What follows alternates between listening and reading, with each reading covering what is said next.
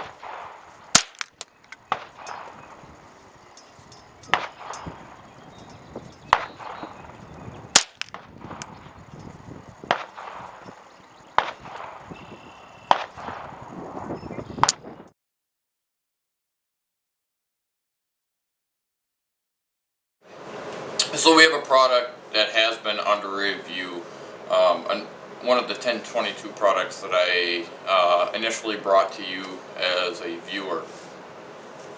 And as you know, again, this is my Ruger 1022 with my Archangel 556 kit, my BSA Classic scope, which is a single 4-power scope. And the kit's made by ProMag.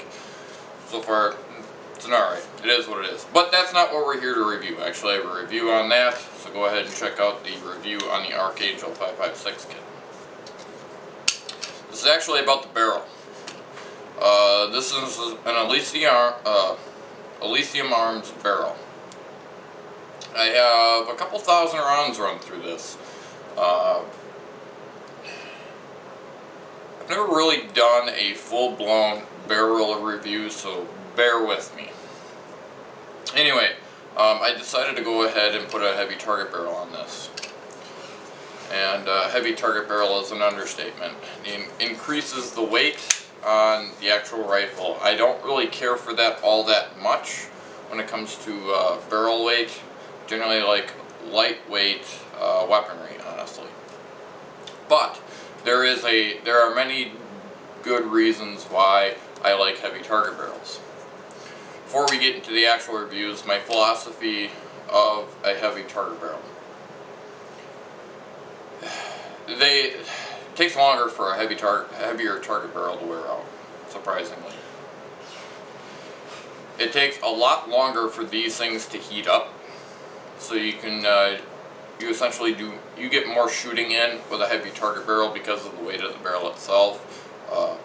It dampens the recoil.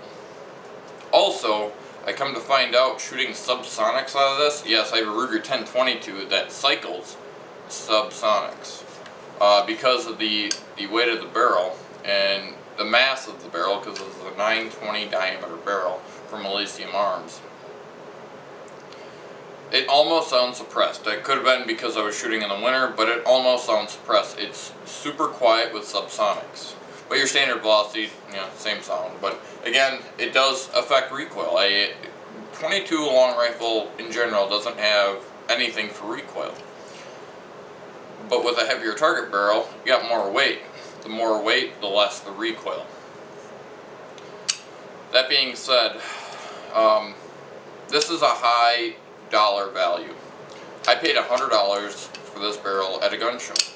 And if you know anything about Elysium Arms barrels, it actually was, Elysium Arms used to be known as Clerk barrels, or Clerk custom barrels.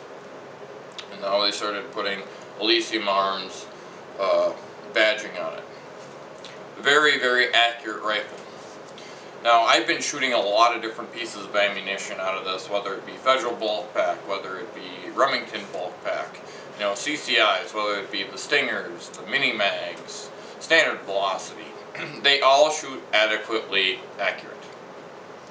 Now, the last time I took this out shooting, which I should have rolled in some shooting footage before the actual tabletop review, I come to find out this particular barrel shoots the Winchester Wildcats the most accurate. I was about as surprised as you are. Winchester Wildcat is the cheapest 22 long rifle on the market.